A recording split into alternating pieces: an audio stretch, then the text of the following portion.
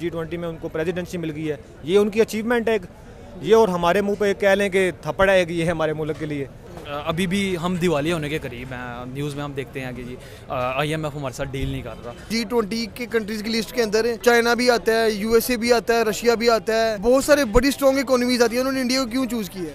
अगर हम अपनी प्रायोरिटीज़ को चेंज भी कर लें फिर भी हमें 20 to 25 ईयर्स रिक्वायर होंगे मिनिमम इंडिया के इक्वल जाने के लिए। अस्सलाम वालेकुम। वालेकुम सलाम। वालेकुम सलाम।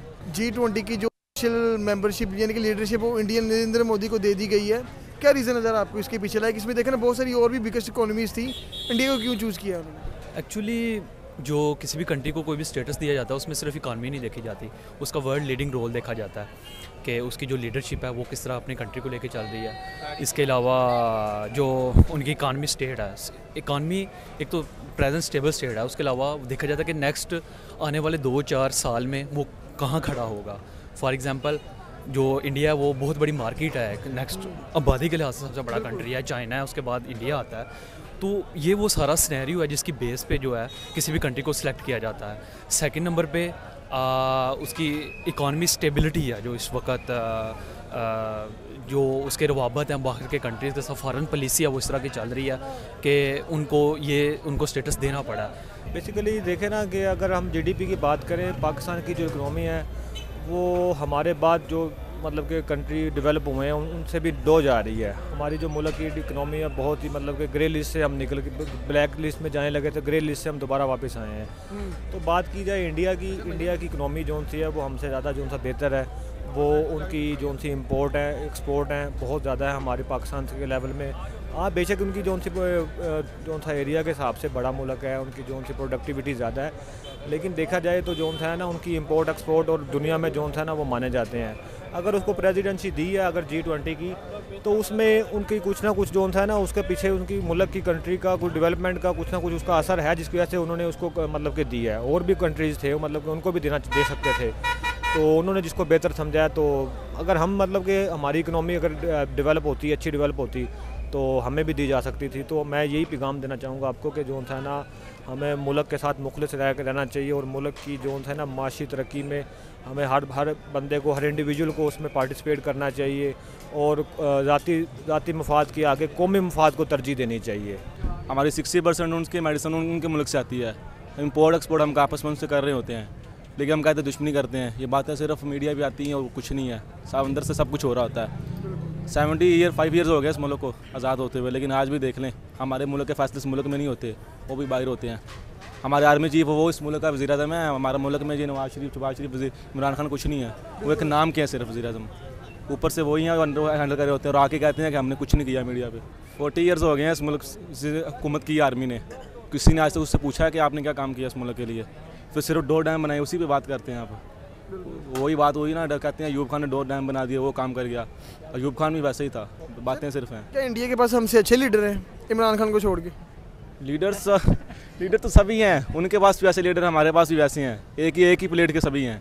ऐसा नहीं है कि उनके पास अच्छे होंगे या ना होंगे, सेम है। सर मोदी को ऑलमोस्ट 10 साल से ऊपर हो चले हैं, वो उसकी तीसरी हुकूमत चलने को है, क्या उनके मेन तरक्की का रीज़न ये नहीं है क्योंकि कंसिस्टेंट हुकूमत है उनकी? आप देखें उन्होंने यूनिवर्सिटीज़ कितनी बनी है, आपने चीज़ देखा है उनके निकालने जितने 10 से निकाले, आप कह रहे हैं ना निकाल के देख लें। उनके IT में देख लें, भाई ने बात की है, IT में सबसे ज़्यादा उन्होंने तरक्की की है।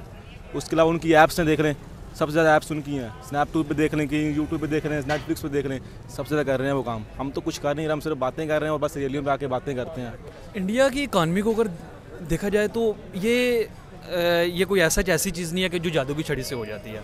इसमें हर चीज़ को आपने प्रॉपर वे में लेके चलना है। जो हमारे गवर्नमेंट की पॉलिसीज़ हैं वो ऐसी होनी चाहिए कि हमारी एक्सपोर्ट जो है वो इंक्रीज़ हो, कुछ इस तरह का सिस्टम हो कि अभी हम कंपेयर करें, हमारा अगर देखा जाए तो इंडिया की जो स्पेस कंपनी है वो किधर खड़ी है, वो मार्स पे लैंड कर रहे हैं, और हमारी जो स्पार्को है उसका नामो निशान भी नहीं है, हमने अभी तक एक सैटेलाइट भी नहीं भेजा हुआ। हमारी प्रायोरिटीज़ ही हो रहे हैं, कुछ प्रायोरिटीज़ चेंज करनी पड़ेंगी, फिर ही हमारा जो सिस्टम है वो चेंज होगा। दोनों मुल्क एक साथ आज़ाद हुए थे, इंडिया कैसे खुद को इतनी फास्टली ग्रो कर रहा है? क्या उनके पास दिमाग दो है हर बंदे के पास?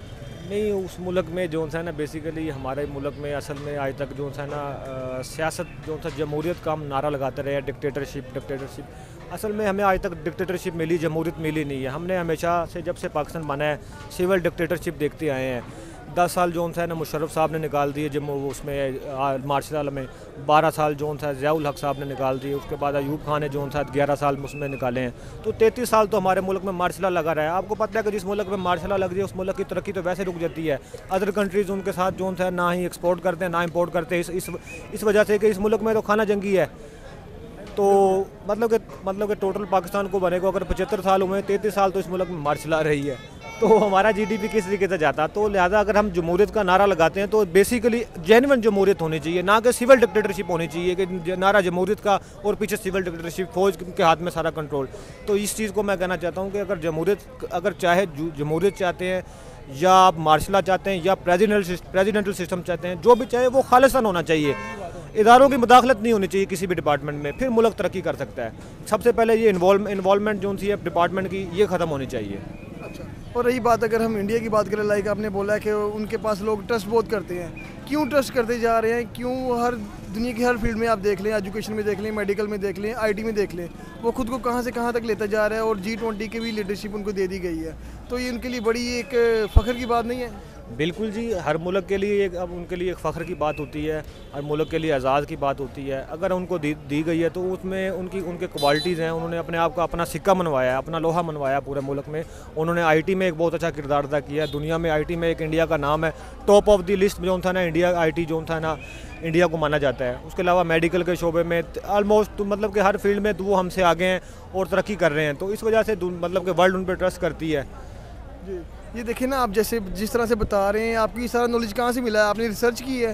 देखिए ना, हम तो बचपन से जब छोटे थे सुनते आ रहे थे इंडिया हमारा दुश्मन मुल्क है, पर हम देख रहे हैं कि यार हम सिर्फ दुश्मन बोलते रहे हैं, उन्होंने हमें दुश्मन नहीं माना, वो अपनी एजुकेशन, अपनी आईटी, अपनी मेडिकल के लेके चलते रहे। असल में भाईजान हमें यही सबक सिखाया गया दुश्मन है, और हम इस दुश्मनी के चक्कर में पड़े हुए हैं कि ये दुश्मन है। वो तरक्की की तरफ, वो इस चीज़ों को पीछे छोड़ कर वो आगे बढ़ चुके हैं, वो इस चीज़ से पीछे हट चुके हैं कि यार दुश्मनी वगैरह मतलब कि ये पुरानी बातें थी। अब जो सा इन चीज़ों को छोड़ के आगे बढ़ें, मुल्क को अपने आप को स्टैब्लिश करें, अपने मुल्क को स्टैब्लिश करें, अपनी सोसाइटी को स्टैब्लिश करें। तो वो इस नज़रिए के तहत चल रहे हैं और वो उस पर मतलब कि आपको उसका रिजल्ट भी देख रहे हैं कि G20 में उनको प्रेसिडेंसी मिल गई है। ये उनकी अचीवमेंट है ये, और हमारे मुंह पे कह लें कि थप्पड़ है कि ये है हमारे मुल्क के लिए। हमें तो यही नज़र आता है कि हमारे पास जो करप्शन ये तो आम चीज़ें हो गई हमें नज़र आ रही हैं, लेकिन इसके बिहाइंड जो मेन रीज़न है वो ये है कि हमारी फॉरेन पॉलिसी इतनी कमज़ोर हो चुकी है, हम अपने पाँव पे ही खड़े नहीं हो सके। तो जब तक हम अपने पाँव पे खड़े नहीं होंगे, हमारी फॉरेन पॉलिसी इस लिहाज से नहीं होगी कि हमारी कंट्री सपोर्ट करें, उस वक्त तक हम ये चीज़ें जो है ना वो हासिल नहीं कर सकते। तो कब तक हमें टाइम लगेगा? G20 में देखें हम किसी जैसे हम एक पूरी दुनिया में इस्लामिक रियासत के नाम से जाने जाते हैं, पूरी दुनिया में कहीं भी मुसलमानों को कोई मसला आता है ना, वो पाकिस्तान को याद करते हैं, पर ऐसी जगहों में पाकिस्तान क्यों मिसिंग रहता है हमेशा? अभी मिसिंग होने की वजह है कि ट्रेंड्स जो हैं वो चेंज हो रहे हैं। पहले एक वक्त था कि जिसके पास हथियार थे वो आगे होता था, हमारे पास एटॉमिक बॉम्ब है, लेकिन वो जो रवायती जंगें हैं वो ख़त्म होती जा रही हैं। अभी जो पावर है वो इकानमी है। सबसे पहले हमें ज़रूरत है इकानमी को स्टेबल करने की। अभी भी हम दिवालिया होने के करीब हैं, न्यूज़ में हम देखते हैं कि जी IMF हमारे साथ डील नहीं कर रहा। तो इकानमी जो है वो मेन इशू है हमारा। जब तक इकानमी सेट नहीं होगी तब तक हम कहीं भी स्टैंड नहीं करते। हाँ, हमारा हमसा मुल्क है, ट्रेड तो करनी चाहिए, लेकिन अभी जो सिचुएशन कश्मीर में चल रही है उसको मद्देनज़र रख के तो हमें इसलिए तो बंद की हुई है। अगर वो कश्मीर को जो है स्टेबल कर दें, वहाँ पे जो हालात हैं वो ना न्यूट्रल का हो जाए वहाँ की गवर्नमेंट, और फिर हम उनके साथ सोच सकते हैं। हमारी गवर्नमेंट ने अभी तक कश्मीर के क्या किया, मुझे ये बताएं। गवर्नमेंट ने तो आज तक कुछ नहीं किया। अगर तो फिर हम दूसरे कश्मीर के क्यों पीछे पड़े हुए हैं?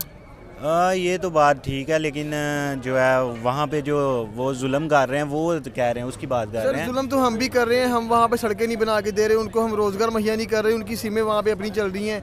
हम जब जाते हैं ना कश्मीर में, आप भी शायद घूमने गए होगे, वो कहते हैं आप लोग पाकिस्तान से आए हैं, वो अलग रियासत मानते हैं वहाँ को।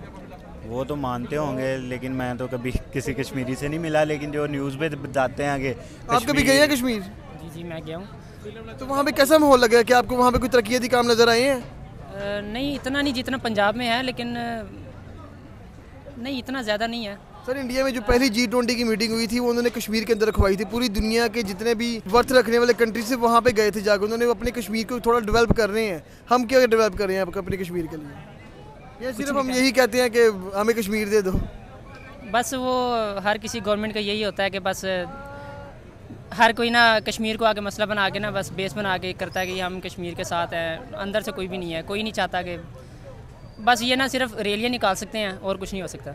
इसका मेन रीज़न आपको एजुकेशन नज़र नहीं आता, हमारे पास उस तरह की एजुकेशन नहीं है। आप देखें ना, बहुत रशिया के अंदर कुछ ऐसी यूनिवर्सिटीज़ हैं जो इंडियन टीचर्स को बुला के बोलते हैं कि हमें आप स्पेस की एजुकेशन दें। हमारे पास ऐसी यूनिवर्सिटीज़ नहीं है, इदारे नहीं हैं, या हमारे पढ़ने वाले नहीं हैं। बच्चे हमारे पास नो डाउट हैं, लेकिन वही बात फिर आ जाती है प्रायोरिटीज़ की। आप अपने बजट का परसेंटेज देख लें कि हमारे एजुकेशन का बजट कितना है। उस लिहाज से हम देखें, हमारे पास हमारे जो है स्टूडेंट्स जो हैं बाहर जाके बड़े बड़े उन्होंने अपने कमालात दिखाए हैं, PhDs पे जाते हैं, स्कॉलरशिप। और ये भी एक और रीज़न भी आ जाती है, इसी आपके पॉइंट से एक और चीज़ निकला कि ब्रेन ड्रेन हो रहा है। हमारे जो PhD स्कॉलर हैं वो बाहर जाते हैं, वो बाहर ही सेटल हो जाते हैं, उन्हें इधर इतनी वो फैसिलिटीज़ ही नहीं दी जाती, जिसकी वजह से ब्रेन ड्रेन हो रहा है और जो कचरा है वो इधर आ जाता है, बाकी जिसको कोई अपॉर्चुनिटी मिलती है वो बाहर चला जाता है। क्या इस चीज़ के सारे सिनेरियो में आपको लीडरशिप अच्छी नज़र नहीं आती कि हमारे पास अगर लीडर अच्छा आ जाए? जैसे देखें, इंडिया के पास पिछले 10 से 12 साल से मोदी है उनका एक लीडर, और चेंज नहीं कर रहे, वो अपने मुल्क को लेके भी चल रहे हैं, नज़र आ रहा है। हमें भी क्या लीडरशिप पे ध्यान देना चाहिए? नो डाउट लीडरशिप जो है वो तो की रोल है इसमें। एक लीडर जो है उसकी जो स्टेट ऑफ माइंड है, जो उसकी प्रायोरिटीज़ हैं वही लेके चलती हैं। अगर कोई ऐसा लीडर आ जाता है वो उसकी प्रायोरिटीज़ में ये आ जाता है। बाकी ये है कि अगर लीडर एक आ भी जाता है तो उसके लिए भी हमें अरसा रिक्वायर होगा कि एक सिस्टम है 60-70 साल से चल रहा है, वो एकदम से सही नहीं होगा। फिर भी हमें, मैं अगर देखता हूँ, अगर आज भी हम देखें, अगर हम अपनी प्रायोरिटीज़ को चेंज भी कर लें, फिर भी हमें 20 to 25 ईयर्स रिक्वायर होंगे मिनिमम इंडिया के इक्वल जाने के लिए।